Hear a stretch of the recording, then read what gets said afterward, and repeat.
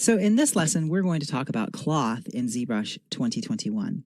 And I'm going to use demos built around this image here. This is most of what you see on screen here was accomplished using cloth. I used the cloth dynamics to create this veil and micropoly to create the lace structure here.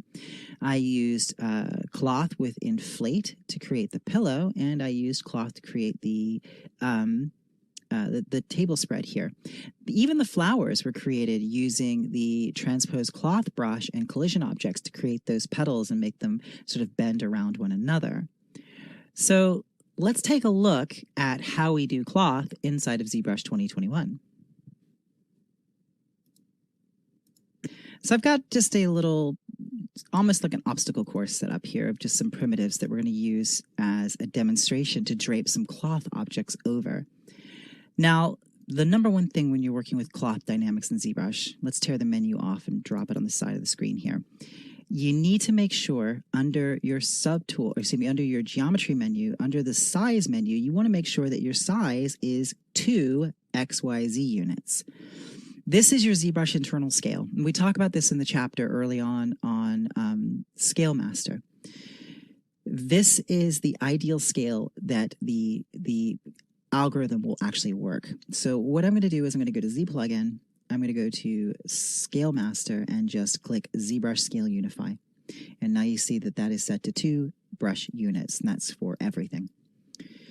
Now I'm going to go to my subtool menu and I'm going to append in a polymesh star. Make sure that that is selected. Go to the gizmo, press the gear, turn this into a polyplane, and we'll just move this up and then rotate it 90 degrees. And then I will scale that up like so. Just want to make sure that I've got enough coverage that it'll drape over everything.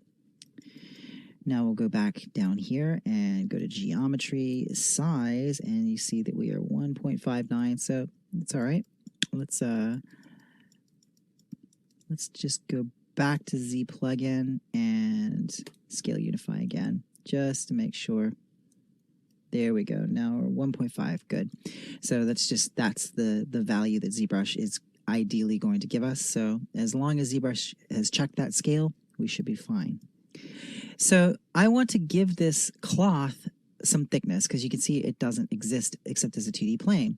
So we're going to do this by going to dynamic subdivisions, and this has a knock-on effect where dynamic subdivisions are not as heavy in the memory overhead, so the algorithm can run a little bit faster on them. So if I take this thickness slider and turn this up, I can give this cloth a little bit of thickness, as you can see here. Maybe that's a little too thick. Let's just dial that back just a tick. There we go. Now I can adjust my subdivisions here, my smooth subdivs, set it to maybe 2 or 3. And now I'm going to take my transpose, move this down. All right. Bring this over here. And there we go. So now we're ready to run a simulation. So if I were to come over here to my dynamics menu, we're going to leave our settings as they are. Simulation is 100, strength is 1, firmness 2. We're going to allow floor collision, and we're going to leave gravity on. And I'm not going to click anything else. I'm just going to click run simulation, and that's all that happens. The cloth goes down and hits the ground. So why is that? Well, we need to set our first type of collision, or our second, because we have a floor collision turned on. We have 3 different types of collision: floor collision, self-collision, and then collision volumes. All of your other visible subtools are your collision volumes. Now, these should be watertight meshes. You want to avoid having holes in these that can actually mess with the algorithm, so that's just something to keep in mind. What I'll do is I'll turn on collision volume, and it's going to calculate by merging all these volumes together and creating like a proxy volume in memory. We have options here for the resolution, the detail of that proxy in memory, and how inflated it is off the surface of the original. So these can help us fine-tune when we're trying to get the cloth to lay perfectly against a surface. But now that we have a collision volume, if I run simulation, now you see it's actually draping, but it's not really doing all that great. It's kind of flopping on through there, and it's not as good as it could be. So let's undo that. And I am going to take my, first thing I'm going to do is I'm going to take my simulation iterations. I'm going to turn that all the way up to 1,000. Now what that does is it gives me a much more accurate simulation, but it'll take a little bit more time. So we run that, and now you see it's a little bit more accurate, but it's still pretty stiff. So let's undo that. And let's take our gravity strength and turn our gravity strength all the way up, and now run our simulation. So that was probably a little too much gravity strength. We'll turn that down a little bit and run our simulation. So we're still not getting quite what we want in terms of resolution. So I am going to turn off my dynamic subdivisions. I'm just going to put a couple divisions on here and then turn my dynamic back on. We're actually going to delete our lower levels. There we go. And now I will run my simulation. And now it's much more accurate. So what's happening is the resolution of your actual cloth object in conjunction with these settings here, these settings can only do so much if you don't have enough resolution in your object. Right now the object is about 1,000 faces, looks like. Yeah, 1,000, a little over 1,000. So let's undo that. And I'm going to drop my gravity strength a little bit and then run simulation. That slows down the process, and you see that gives me a little bit better result. You see what's happening here is the slower your cloth falls, the more time ZBrush has to use these iterations to run the math to get a more accurate draping. So let's undo this, and let's turn our gravity strength down a little bit. And we can also change our gravity direction just by changing our angle and setting direction, but we're going to stick with it pulling down towards the ground plane. We can also use liquefy gravity, which we'll look at in just a minute. What I want to do is I want to change my firmness. I'm going to turn the firmness down to 1, and that's going to make the cloth not quite so firm. So if I were to run simulation now, you see that we'll get a different character. You can already see we're getting a different character to those wrinkles. They're much finer. There we go.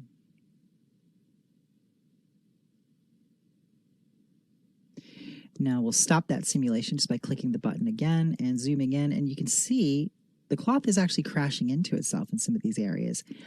So that's where we bring in our next collision type, which is self-collision. If I set this to 1, the cloth will start to factor itself into the math. So now if I run that simulation, not only is it going to collide with the rigid bodies within the scene, it's also going to collide with itself. So it will fold over and create, here you can see it happening right there. It creates these nice shapes where before we were kind of getting interpenetrations and weird folds.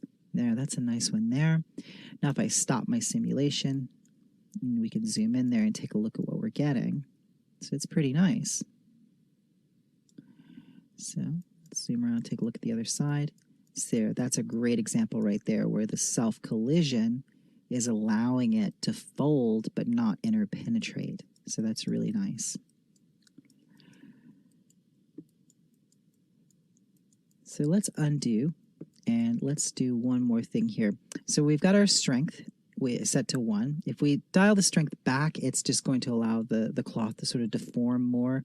If I were to turn this down and then run my simulation, you might find that the cloth seems to stretch or deform a bit more than it was before because it's not forcing it to maintain its original kind of shape. And that's something we want to be aware of, that as you start using your cloth brushes, you can start to lose the actual shape of your cloth.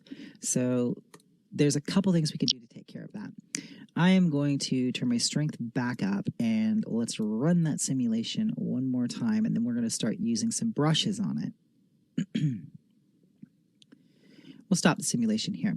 So incidentally, you don't have to run the simulation. If you've got these settings set up, you can go to B for brush, C for cloth, and grab a cloth brush. I'll grab cloth pull. And it's set to on brush. So what happens is when I click and drag this mesh, it's going to calculate all these settings based on the points on my brush that are underneath my brush that I'm affecting with my brush. So you see, as I move this cloth around, it's essentially running the cloth simulation. It's just running it on the parts that I'm adjusting with my brush. So if I drag this down, you see what happens there. If I pull this down, See, we didn't even get this all the way down to the ground plane yet, but I can grab these and just pull them right down like this.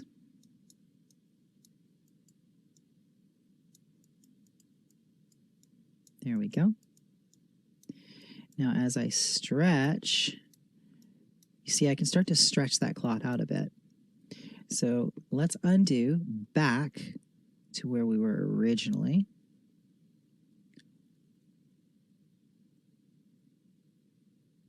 And I'm going to go to Tool, Morph Target, Store Morph Target. And that's just going to store a copy of the mesh in memory. We'll do this again in a later section when we do a veil on top of a skull. We'll talk about it a bit more then, but suffice to say right now, having the morph target stored means it's another way of maintaining the overall shape of this cloth. So let's go ahead and run that simulation again with the gravity strength turned up a little bit. That drapes right down there. Now, if I take this brush and start to pull, see, I can't stretch the cloth without it pulling the other side, so it's maintaining its volume. And this is really great if you're trying to do a cape or a cloak or something like that. Really, really handy to be able to keep your overall volume. Now, sometimes you can yank something right through a collision object. You just need to grab it, pull it back up. A really good brush for doing that, I find, is the Move Cloth. B for brush, C for cloth. Cloth Move brush is really great for just aggressively pulling the cloth wherever I happen to want it to be. So here, I'm going to grab this, and I'll just pull this down like this. B for brush, C for cloth. We'll grab Cloth Move, and I'll just say, nope, you're coming down here with me.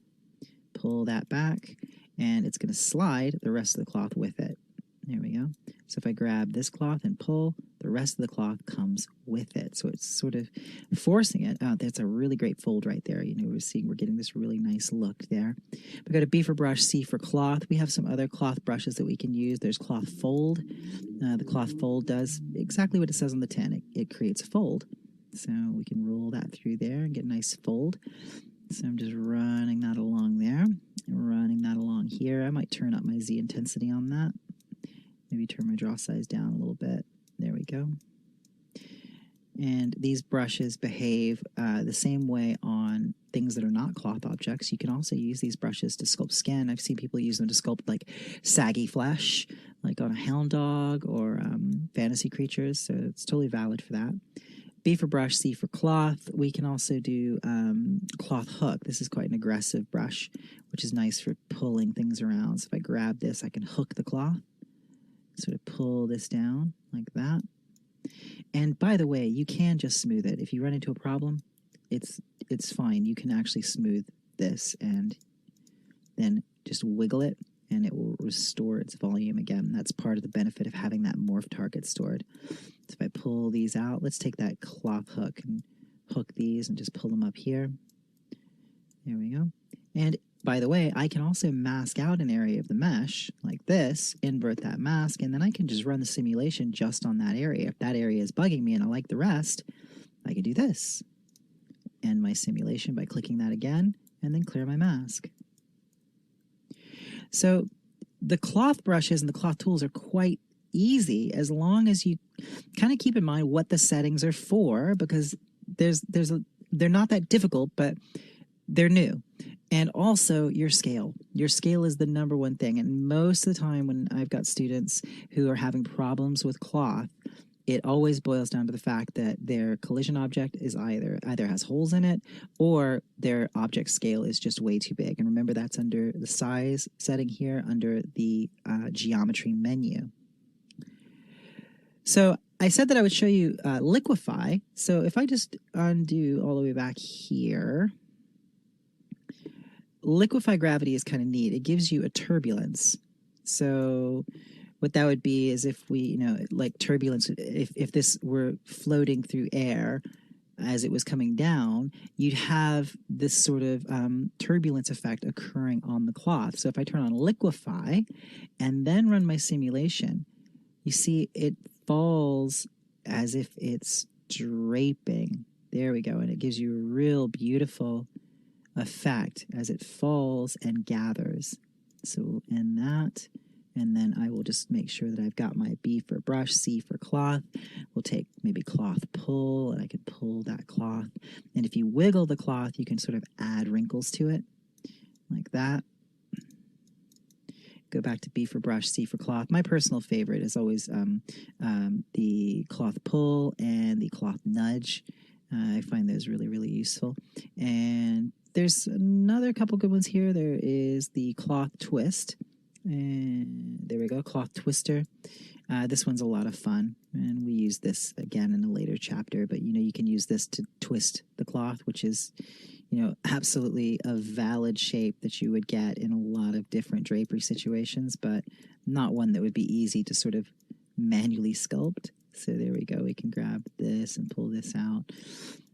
I'll turn this up and just really ball up the whole cloth like that. So you can do something along these lines. And this will be fun. What if we turn our firmness all the way up and then turn off liquefy and run our simulation again? We can make our cloth kind of unfold itself as it falls to the ground. Then we can just take let's do cloth hook because it's a nice aggressive cloth brush. So cloth hook, we can grab one corner of it and just sort of pull it around. Pull this out here. There we go. Pull it over, and then pull it back up. So we can sort of unfold it and let it sort of fly through the air. This is a great way to create maybe a flag or a cape or a bit of costume that's billowing in the wind. Speaking of, we can mask, like I said, we can mask out portions of it like this, and then take our move brush, and then we can affect just the unmasked areas. So that's really great for creating tails on costume, maybe a coat or a cloak, something like this. It is really quite cool to be able to do that. Now, this is sort of reading more like leather because of the firmness. If I turn this back down to 1, look how different the quality of the wrinkles are.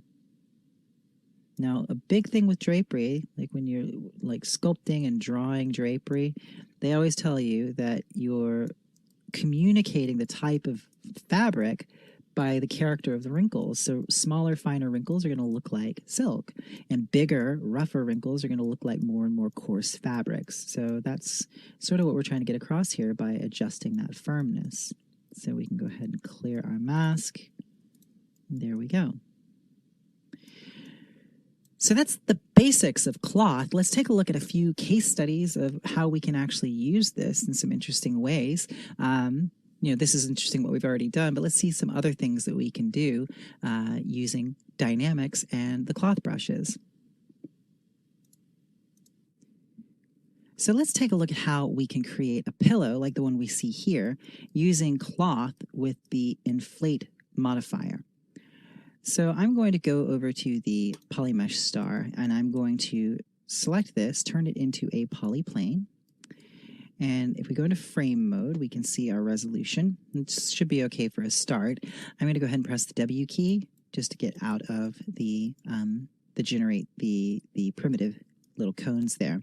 And I'll just divide this a couple times, maybe one more time. There we go. This gives me about 1,000 faces, and I will scale that up a little bit.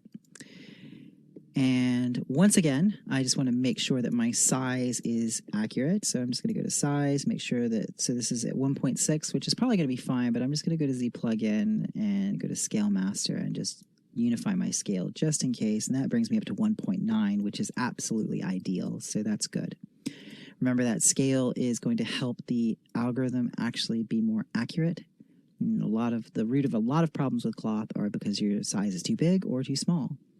So we'll go to geometry, go to delete lower, and go to dynamic subdivision levels and turn that on. And I'm going to give this some thickness. And we'll give it a little bit more thickness than we might if we were doing just a regular piece of cloth. This is going to be a pillow. Now I've got a segment slider here. I'll turn this up to 3, and you see that gives me a ring that runs through the middle there. And I don't need to add any smooth subdiv, so I'll turn that down. And I'll go ahead and click apply. So now I've applied this as actual geometry. Now what I want to do is I want to polygroup this poly loop that runs down the center of the two halves. So I'll go to B for brush, Z for Z modeler, and select the Z modeler brush. Just skip that note. Mouse over a face and press the space bar. I want to polygroup based on polyloop. And then when I mouse over this, I get this orange line, and I'm just going to click. And if I press the Alt key, it will actually give me a new polygroup. So let's do this again. There we go. So I can just get a nice contrasting color there so it's easy to see.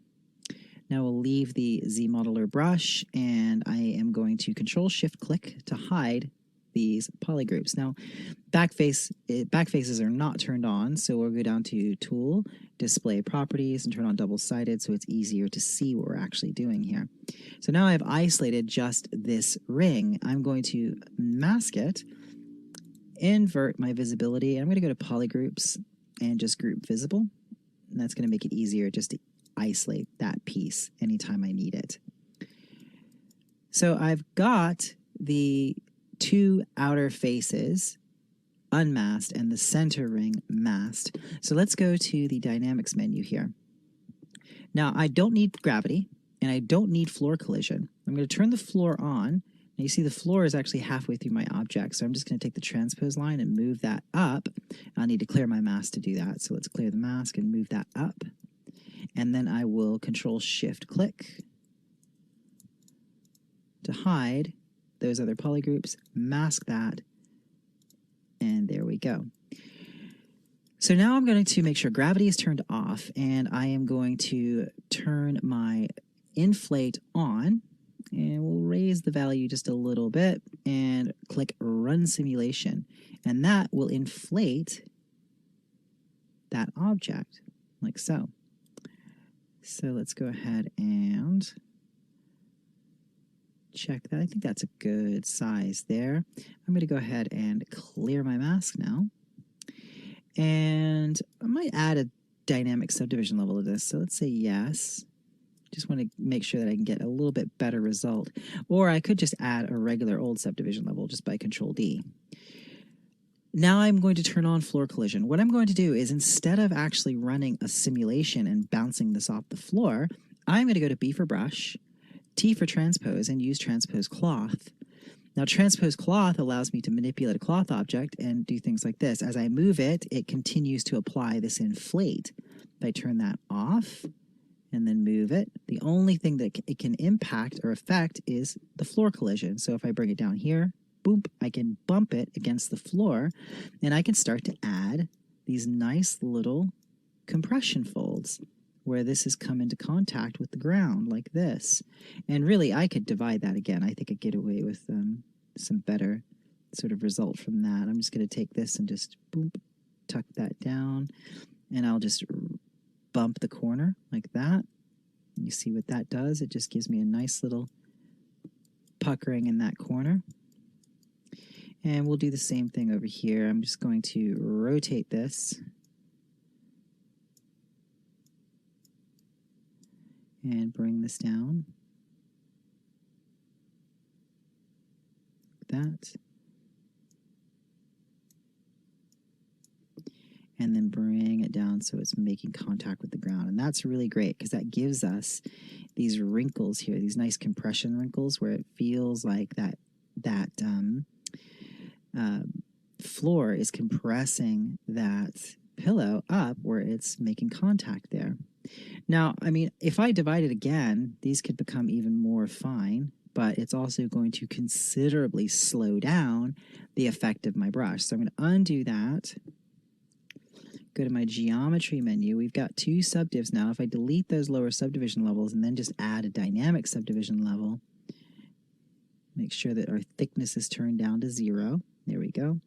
Now, if we do the same thing, you see that we start to get, let's turn off frame mode so we can see things a little bit better.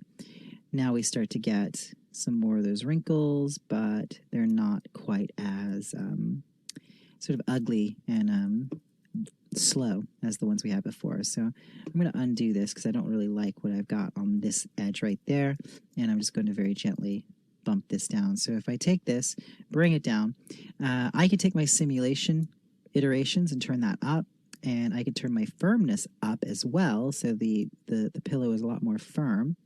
And now if I bump that into the floor, you see what we get. It's a lot more like what we might expect a pillow to be, or a cushion. So if we bring this and set it off center a little bit, bring this down, doop, doop, doop, and bump, bump, bump. There we go. We get a nice little curve to that, like so. And you see, as I'm doing that, it's trying to reintroduce the original shape because I've got that firmness up so high. If I turn the firmness down maybe to 3, do the same movement, you see it's not going to do quite so much reintroducing of that shape. So let's go ahead and turn on self-collision. And then we'll just go ahead and bump this along and get that nice compression where this pillow is sitting against the ground. Now I want something to sit on the pillow. So I want there to be something else affecting the surface. So what I'm going to do is I'm going to bring my skull in. So let's go to the other object here. And let's go to the skull, and I'm going to merge down, always okay. Merge down. So that skull is just one object, and now we'll go back to that pillow, append it in as a subtool, like so. So the pillow, or the skull, is sitting way up here, as you see. So I'm just going to take it and go to deformation, unify. And that'll bring it right down there to the origin. And I'm just going to bring this up. Now, I am on my cloth transpose, so I need to be careful of that. So you see it says simulation skipped. I'm going to scale this down. We're going to go to B for brush, T for transpose, and change this to just the regular transpose. There we go. We'll scale that skull down, like so. Okay, so I'm going to orient the skull like this. Now I'm going to select the pillow, B for brush, T for transpose, and do transpose cloth. Oops, I missed it. B for brush, T for transpose, transpose cloth. And now if I bring this up, nothing's going to happen yet because we need a rigid body. So let's go ahead and turn on collision volume, and ZBrush is going to calculate the volume with that skull in there. Now the skull is a collision object, so if I take my pillow and just bump it up there, the skull does this, which I just can't get over how cool this is. It compresses the pillow as if it's laying on it. I can just really push that in and really compress that so it looks like it's just sitting in this nice big soft cushion. And I can step up, if I have a subdivision level to step up to, I can step up a subdiv. I can go to B for brush, C for cloth, and we can do something like, let's just grab the cloth pull, and I can start to adjust the wrinkles that we're getting on the surface of this cushion just by using this brush.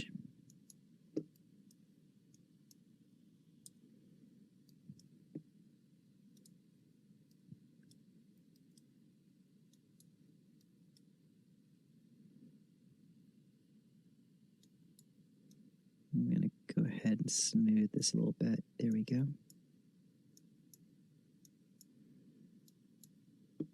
Now if I wanted to run a stroke along here, there's a really great brush, B for brush, C for cloth, and there's a couple. There's cloth dimple, and there is a cloth pinch trails, which can be quite cool. So we take this and run this along here.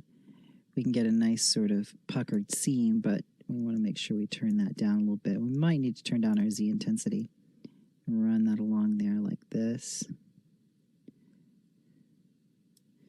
And I can replay that stroke, or I can just increase my my Z intensity on the brush so it's a little bit stronger. There we go. So we can get a nice sort of puckering there. It's still not quite right. Let's turn that brush size down. I'm going to turn off my dynamic subdivisions. There we go. And I'm going to just add another subdiv. There we go. So I run this puckered stroke along here, and it gives me this sort of puckering seam like you might get along the edge of a pillow or a cushion. Run it along here. And there you see we get the same kind of look right up to that point there. Shoop. So it just gives us this real nice puckering right there. I'll turn this up and you can probably see even more. There you go. That might be a little bit clearer with a larger brush size. I'll just bring it from here. Actually, I don't want to go from that direction. I'll bring it from here over. There you go. You see what this gives us.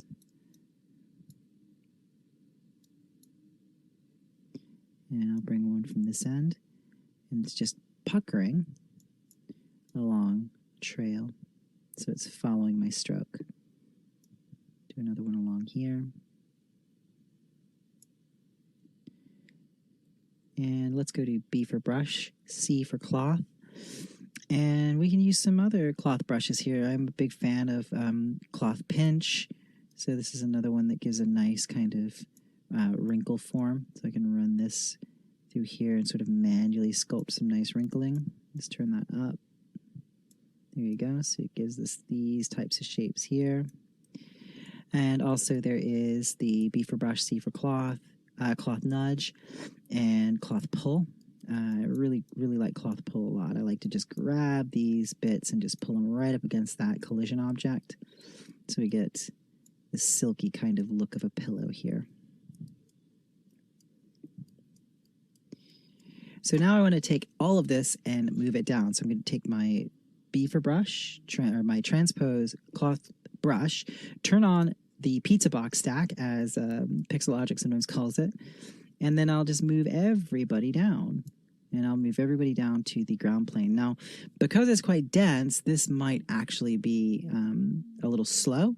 So what I might want to do is step down my subdivision levels, and then I can move this down, and then bump that up against the ground plane, get my displace volume there, and then step my subdivisions back up, and let's give it a nice sort of crimson color.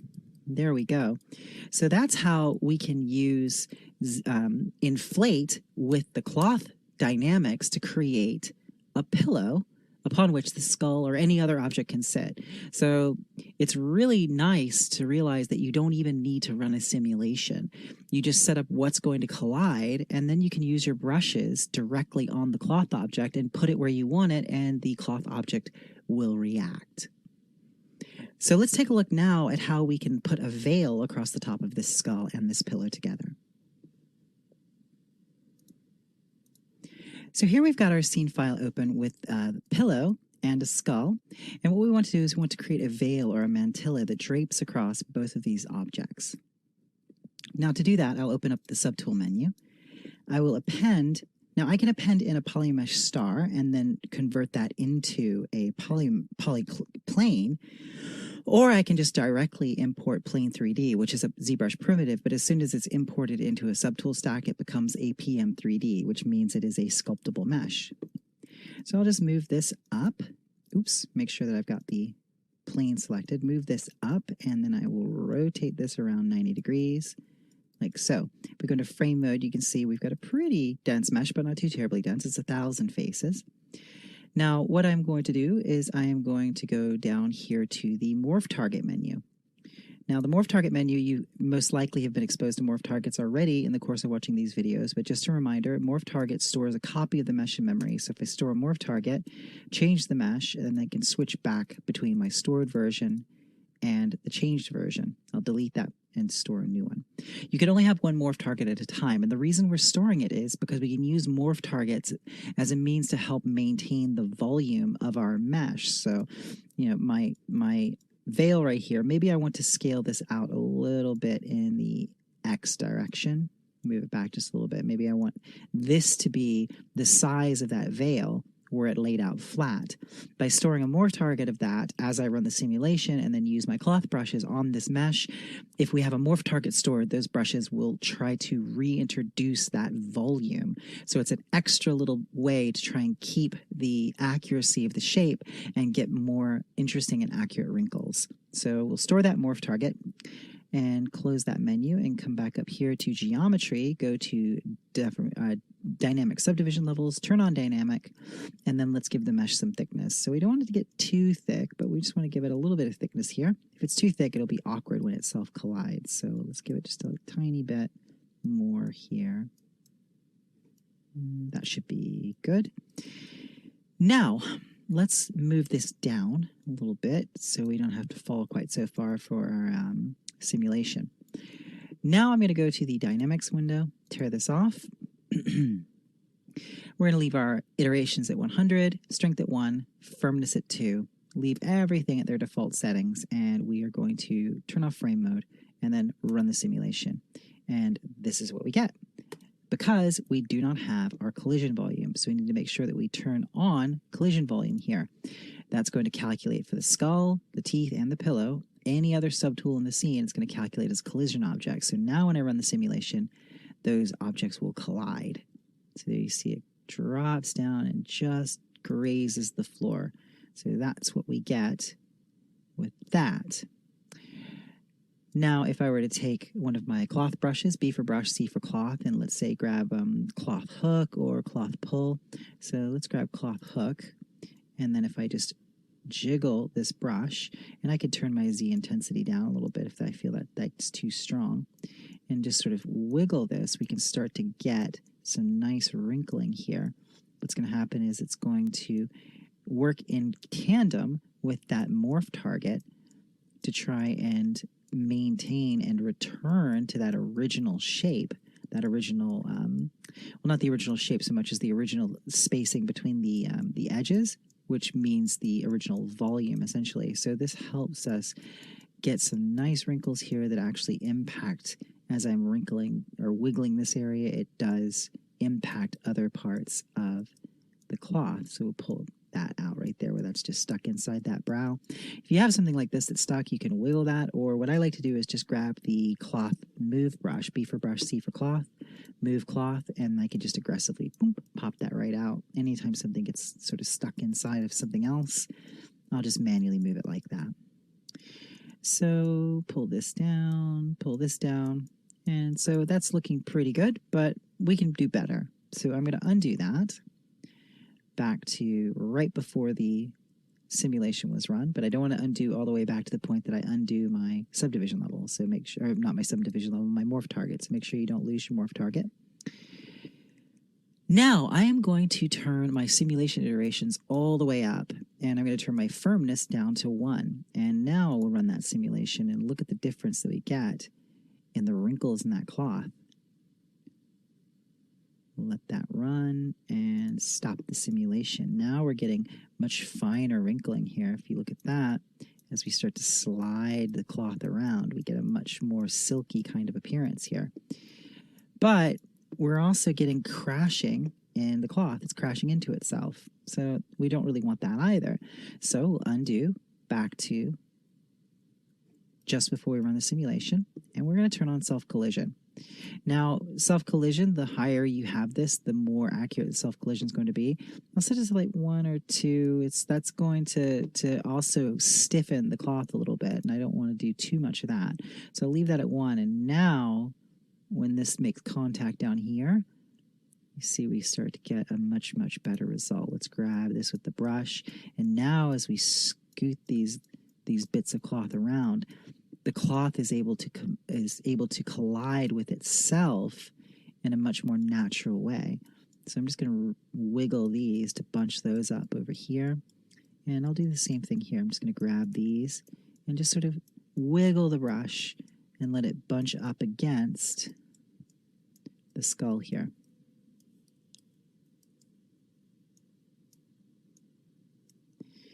I can run my simulation again and then further adjust. Now I'm going to slide this over, and I can actually bring this down, kind of a creepy sort of veil falling across that skull like so. Now right here I've just got a little problem area. I can literally just smooth that out with a smooth brush and then scoot this back down. We're getting a nice fold. I really like the very realistic and appealing kind of folding and buckling that we're getting in the fabric right here. Now, if I were to turn self-collision up even higher here, let's just turn it all the way up to 4. Look what happens here as I start to sculpt. You see where the cloth is sort of repelling itself. There we go. Where it's bunching up right here. There we go. I can bring this down like so. You can see the difference we get there. Now right here, I'm just going to smooth that a little bit and then wiggle that with the brush. I'll go to B for brush, C for cloth. And right now we're on cloth move. I'll go to the cloth pull brush. That's one of my favorites to use.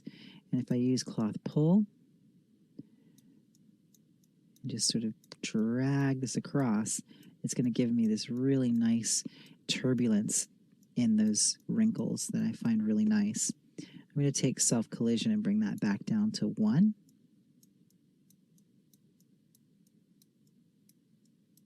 There we go, bring these down. Now, if I go to B for brush, C for cloth, there's a real nice brush here that's the cloth twist. So, there we go, cloth twister.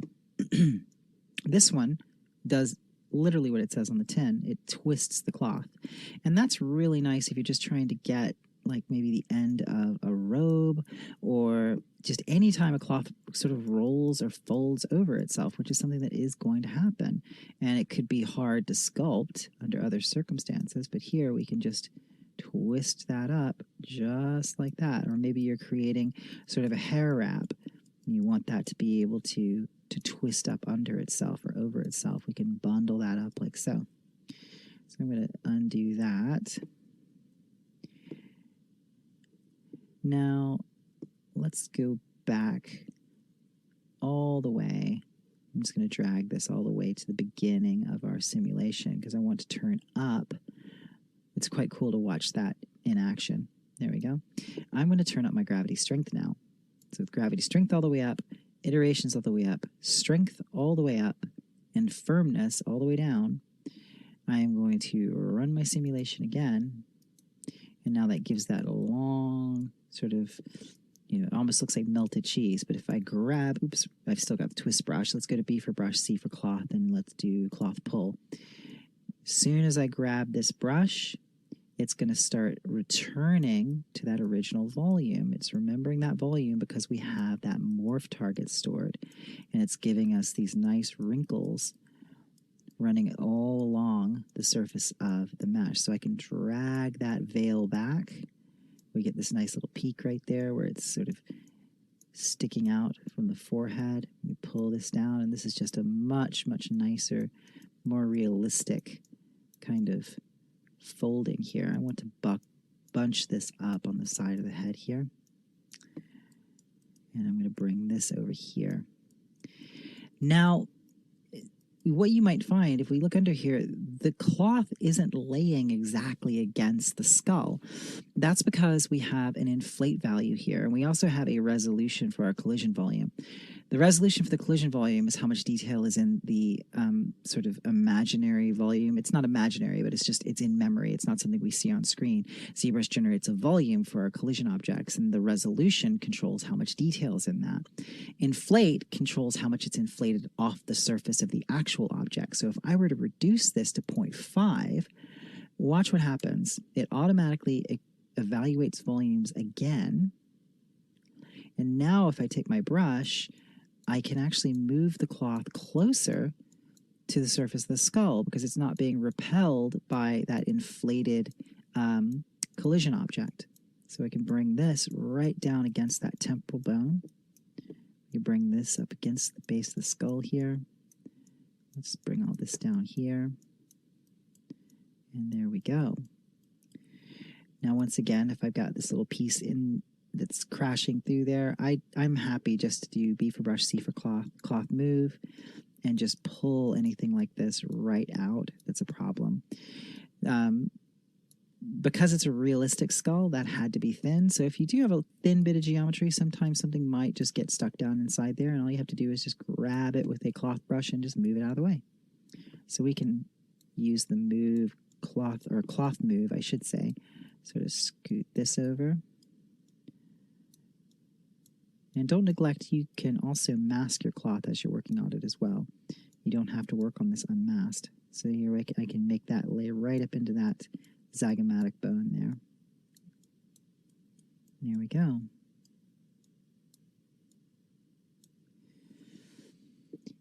So if I want to change this to be a different type of material, maybe I don't want this to just look like this totally flat cloth. Maybe I want this to look like a weave. That's where we can start to use micropoly. So under dynamic subdivisions, we have this micropoly on. If I turn this on, this gives me all these different options. These are just tiles that I can use to replace the polygons of this mesh. So if I were to change this to something like, let's find something that's nice and lacy, like for example this, that changes the cloth into this micropoly object. Now I can still move my cloth around and the micropoly is going to react. So I can treat this like this bit of mesh veil coming down over the head here. So bring this forward. And you can simulate this as well. I could run my simulation on that and it would do the exact same thing. As soon as I touch it with my brush, you can actually see the effect of having that morph target stored, because the mesh, the micropolys appear to stretch there, but as soon as I touch it with the brush, they snap back into their proper proportions. So there we go. That's kind of neat. Now, of course, we could change this to any number of other bits here. We could go over and we could change this to this chainmail, which has its own bit of charm to be draped over a skull like that. So we move this back. There we go. Maybe pull this back. Now we could change this again. Let's say we want to make this into, oops, there we go. This knit. So we have a knit like this. Now we have a scale control here. If I change the scale, I can adjust the sizing like this. There we go. If we turn on align, we can change the alignment. We can also rotate it. It's very similar in a lot of ways to the nanomesh. And we can rotate B like that. So let's go ahead and change to a different piece here. We can go to this cross knit, which has its own nice look. That's the one that I used originally for the veil that it's on my, my skull demo image. So bring this back, bring this down.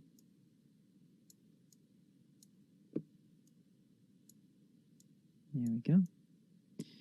Now, if I want to make this into actual geometry, because this is still just a dynamic subdivision, what I'll do is I will click apply, and then that has turned this into actual geometry. If I go into frame mode, that's real geometry right there. So if we go back to here, solo this, there you can see that's actual geo. If I were to control D, I could divide that. So this has now been baked down into an actual bit of geometry. So I'm going to turn off frame mode and turn off solo. So that's how we can use cloth to create a veil similar to the one that I did in the demo image I showed at the beginning. It's obviously, you know, a really powerful and awesome tool set. There are some other things that we can do with it in a later chapter in NanoMesh. I'll show you how you can simulate hard surfaces by using cloth dynamics with NanoMesh. So there's lots of creative ways that you can work with this. You can use it to create cloth. You can use it to create skin. You can use it to create slime and drool. There's really no limit to what you can do with it beyond just making cloth and costumes. Also, you can use the cloth brushes to sculpt on skin. So you can sculpt something with like droopy jowls, like a hound dog. Some of those cloth brushes work really well when you're working on skin. So that's our look at cloth in ZBrush 2021. Thanks for watching, and I'll see you in the next video.